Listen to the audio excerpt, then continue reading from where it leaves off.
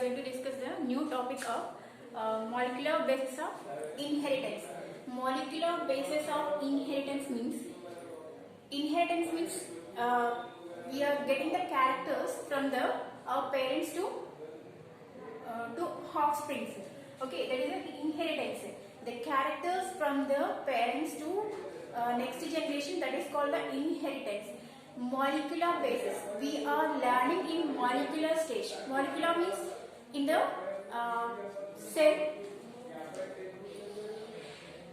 Okay, molecules means the single cells. Okay, the single cell level we are learning from this topic. Okay, in this topic we are discuss the what is the DNA. DNA means deoxyribonucleic acid. Deoxyribonucleic acid, we are discussing the structure and whatever it is. Okay, for example, the DNA is double stranded. Okay, here this is one of the DNA. DNA is deoxyribonucleic acid. Here two strands are there.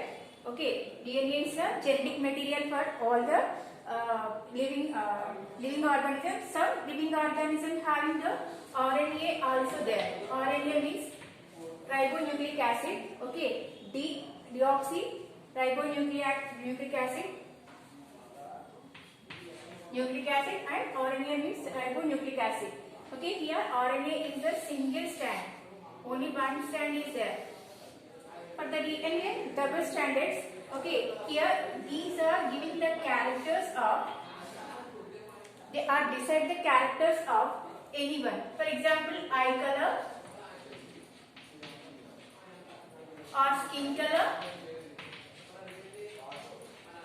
or hair color.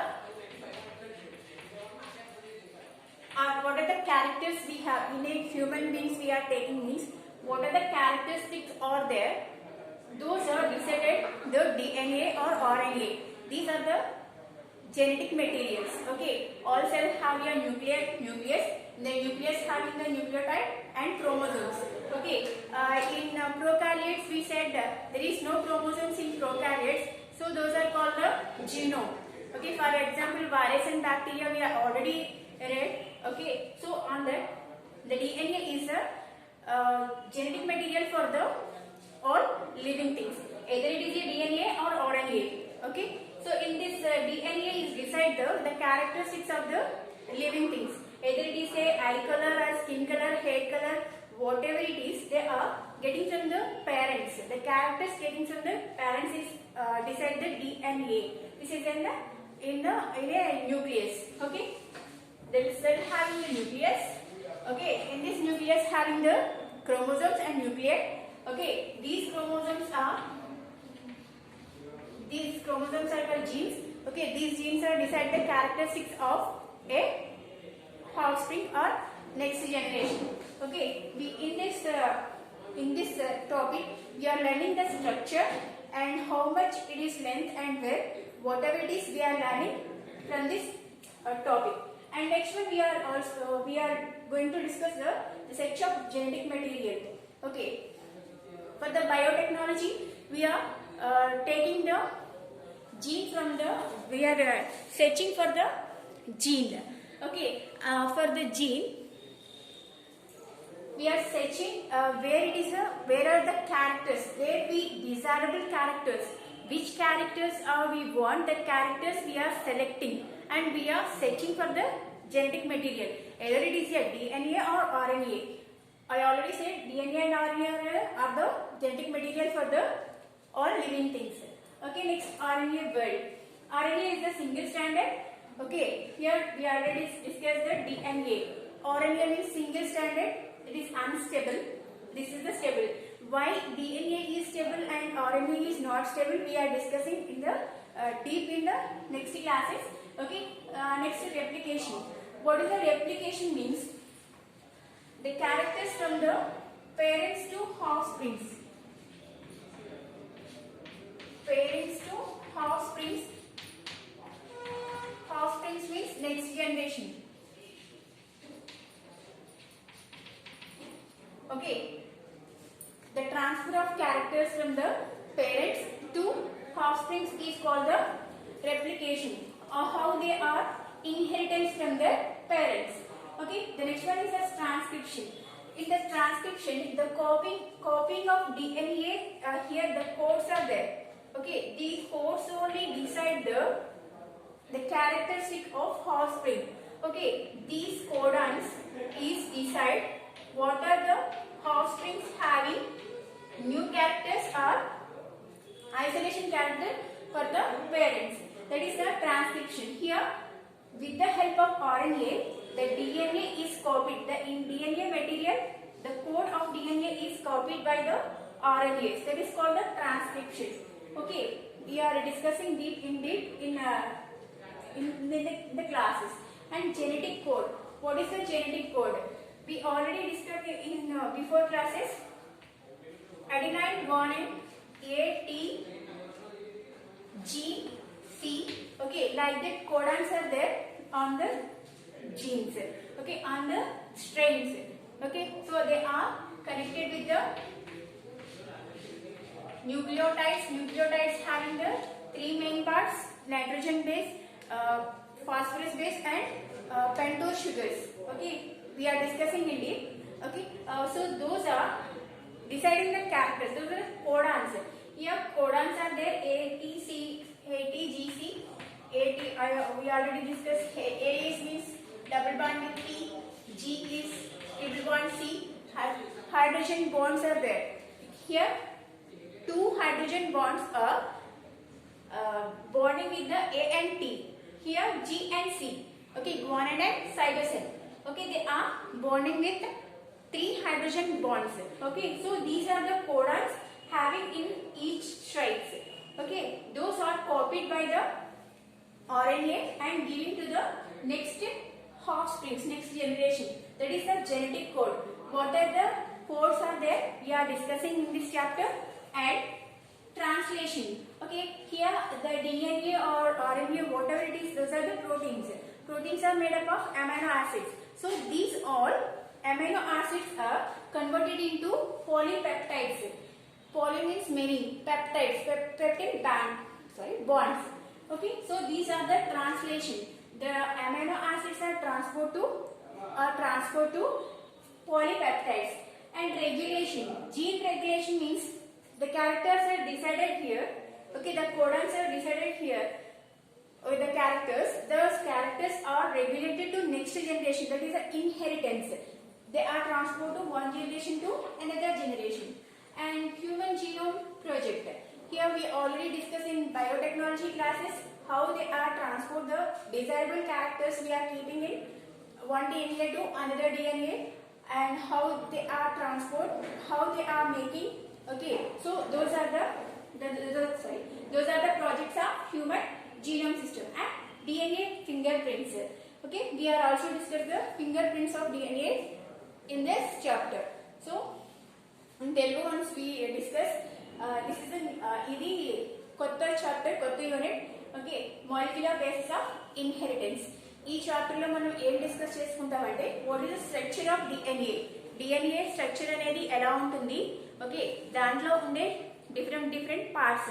Molecular అంటే small, మనం ఒక డిఎన్ఏలో small size నుంచి అది ఎలా made up అయి ఉంది. Okay, and what are the chemicals are involved in DNA. Double స్టాండర్డా, single స్టాండర్డా, అసలు డిఎన్ఏ అంటే ఏంటంటే ఒక జెనెటిక్ మెటీరియల్ అని మనకు తెలుసు. జెనెటిక్ మెటీరియల్ అంటే ఒక జనరేషన్ నుంచి ఇంకొక జనరేషన్కి ఎలా అయితే క్యారెక్టర్స్ అనేవి ట్రాన్స్పోర్ట్ అవుతాయో అది ఇన్హెరిటెన్స్ అంటారు కదా. సో అలా ఇన్హెరిటెన్స్కి హెల్ప్ అయ్యే ఒక జెనెటిక్ మెటీరియల్ అనేది డిఎన్ఏ. ఆ డిఎన్ఏ స్ట్రక్చర్ ఏంటి, దాంట్లో ఏమి ఇన్వాల్వ్ అయి ఉంటాయి, అది డబుల్ స్టాండర్డా, సింగిల్ స్టాండర్డా, ఇవన్నీ మనం ఈ టాపిక్లో నేర్చుకుంటాం.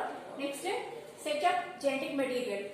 జెనెటిక్ మెటీరియల్ ఏమేమి ఉంటాయి, అది ఆర్ఎన్ఏ అంటే సింగిల్ స్టాండర్డ్ అండ్ డిఎన్ఏ అంటే double standard. Okay, double standard అంటే హెలికల్ స్ట్రైప్. హెలికల్ అంటే ఒక 2 స్ట్రాండ్స్ ఇలా ముడిపడి ఉన్న మెలి తిరిగిన హెలికల్ టైప్. ఓకే, సో ఆర్ఎన్ఏలో ఏ ఆర్ఎన్ఏస్ ఉంటాయి, దాంట్లో 3 టైప్స్ ఉంటాయి, ఎంఆర్ఎన్ఏ, టీఆర్ఎన్ఏ. ఓకే, సో దాంట్లో ఉన్న టైప్స్ ఏంటి, వాటి యూజెస్ ఏంటి, ఓకే, ఆర్ఎన్ఏ ఎందుకు synthesis of protein. Okay, so ఆ ప్రోటీన్ సింథసిస్ కి ఎలా యూజ్ అవుతుంది ఆర్ఎన్ఏ అనేది ఆ చాప్టర్ లో మనం నేర్చుకుంటాం. అంటే ఆర్ఎన్ఏ స్ట్రక్చర్ ఏంటి, ఓకే, ఈ ట్రాన్స్ఫర్ ఆర్ఎన్ఏ ఎలా ఉంటుంది, ఎంఆర్ఎన్ఏ ఎలా ఉంటుంది, మెసేజ్ ఆర్ఎన్ఏ. ఎంఆర్ఎన్ఏ అంటే మెసేజ్ ఆర్ఎన్ఏ, టీఆర్ఎన్ఏ అంటే ట్రాన్స్పోర్ట్ ఆర్ఎన్ఏ. సో ఈ క్యారెక్టర్స్ అన్ని కూడా మనం ఆర్ఎన్ఏ వర్డ్ లో నేర్చుకుంటాం. Next replication. రెప్లికేషన్ అంటే క్యారెక్టర్స్ అనేవి ఏవైతే ఒక మనిషి పోలికలు ఉంటాయో అవి పేరెంట్స్ నుంచి హాఫ్ స్ప్రింగ్ కి అంటే నెక్స్ట్ జనరేషన్ కి ఎలా పాస్ అవుతాయి. అది ఇన్హెరిటెన్స్ గా ఒక క్యారెక్టర్ అనేది ఒక పేరెంట్ నుంచి హాఫ్ స్ప్రింగ్ కి ఎలా ట్రాన్స్పోర్ట్ అవుతుంది అని చెప్పేది. అది ఎలా ట్రాన్స్పోర్ట్ అవుతుంది అనేది రెప్లికేషన్. నెక్స్ట్ ట్రాన్స్క్రిప్షన్ అంటే ఏంటంటే ఏదైతే క్యారెక్టర్స్ ఉంటాయో దీని మీద కోడ్స్ ఉంటాయని చెప్పాను కదా, ఈ కోడ్స్ ఆర్ఎన్ఏ టీఆర్ఎన్ఏ దాన్ని కాపీ చేసి నెక్స్ట్ కి అది ఎక్కడ మనం డిజైరబుల్ క్యారెక్టర్స్ ఎక్కడికైతే కావాలో అక్కడ దాన్ని మళ్ళీ పేస్ట్ చేయడానికి లాంగ్వేజ్ ద్వారా ఓకే చేసి నెక్స్ట్ జనరేషన్ కి ఇన్హెరిటెన్స్ అదే రెగ్యులేట్ అవ్వడానికి ఇది హెల్ప్ అవుతుంది. Next genetic code. Genetic code అనేది ఆల్రెడీ మనం తెలుసుకున్నాం. A+1 T adenine and thymine ఇవి నైట్రోజన్ బేస్ కి సంబంధించిన డిఆక్సీ రైబోన్యూక్లిక్ యాసిడ్ లో ఇది మనకు వస్తుంది. అక్కడ పిరిమిడిన్స్ అని ప్యూరిన్స్ అని ఉంటాయి. ప్యూరిన్స్ పిరిమిడిన్స్ లో ANT adenine to adenine thymine guanine and cytosine. Okay, and uracil also there. Okay, so ఇవన్నీ కూడా ఎలా కోడ్ అయి ఉంటాయి, ఎక్కడెక్కడ అవి అరేంజ్ అయ్యి ఉంటాయి. ఎక్కడైతే ఏ ఉంటుందో అక్కడ టీ ఉంటుంది, ఎక్కడైతే టీ ఉంటుందో అక్కడ ఏ అనేది వస్తుంది. సో ఆ కోడ్ అనేది AUG అనేది స్టార్టింగ్ కోడ్. ఓకే, ఇలాంటి కోడ్స్ ఏది స్టార్టింగ్ కోడ్ ఏది ఎండింగ్ కోడ్ ఇలా అన్ని డిసైడ్ చేసేది జెనెటిక్ కోడ్. ట్రాన్స్లేషన్ అంటే అమైనో యాసిడ్స్ ని ఏవైతే పాలీపెప్టైడ్స్ ఉంటాయో అంటే పెప్టైడ్ చైన్స్ ఉంటాయో అవి ఎలా ప్రిపేర్ అవుతాయి. Synthesis of amino acids to polypeptides. And regulation ఏదైతే క్యారెక్టర్స్ ఉన్నాయో ఆ క్యారెక్టర్స్ రెగ్యులేట్ నెక్స్ట్ జనరేషన్ కి ఎలా రెగ్యులేట్ అవడానికి కంటిన్యూ అవడానికి ఓకే ఎలాంటి ప్రాసెస్ ఉంటుంది అనేది ఇక్కడ నేర్చుకుంటాం. And human genome project. ఈ project and human DNA finger prints. ఈ ప్రింటింగ్ లో ఎలా ఒక క్యారెక్టర్ ని ఐడెంటిఫై చేయొచ్చు. ఓకే, ఫింగర్ ప్రింట్ ద్వారా ఎవరి ఫింగర్ ప్రింట్స్ అంటే ఈ ఫింగర్ ప్రింట్స్ అనేవి ఒకరికొకరికి తేడా ఉంటుంది కాబట్టి సో వాటిని ఫైండ్ అవుట్ చేయడానికి ఇవన్నీ కూడా మనం ఈ చాప్టర్ లో నేర్చుకుంటాం. ఓకే, అసలు జెనెటిక్ మెటీరియల్ అనేది దాని క్యారెక్టర్స్ ఏంటి అనేది ఫస్ట్ చూద్దాం. Okay, the characteristic of genetic material లో okay first one is replication. Replication అంటే we already discussed. రెప్లికేషన్ అంటే క్యారెక్టర్స్ ఏవైతే ఉన్నాయో ఆ క్యారెక్టర్స్ పేరెంట్స్ నుంచి హాఫ్ స్ప్రింగ్ కి ఎలా ట్రాన్స్పోర్ట్ అవుతాయి. ఓకే, ఇది చెప్పేది ట్రాన్స్క్రిప్షన్. ఓకే, ఆ ట్రాన్స్క్రిప్షన్ అనేది ఎలా జరుగుతుంది, రెప్లికేషన్ అనేది ఎలా జరుగుతుంది అనేది దీని ద్వారా రెప్లికేషన్ ద్వారా మనం ఐడెంటిఫై చేయొచ్చు. స్టేబుల్ మ్యూటేషన్స్ అంటే ఏదైతే DNA క్యారెక్టర్స్ ఉంటాయో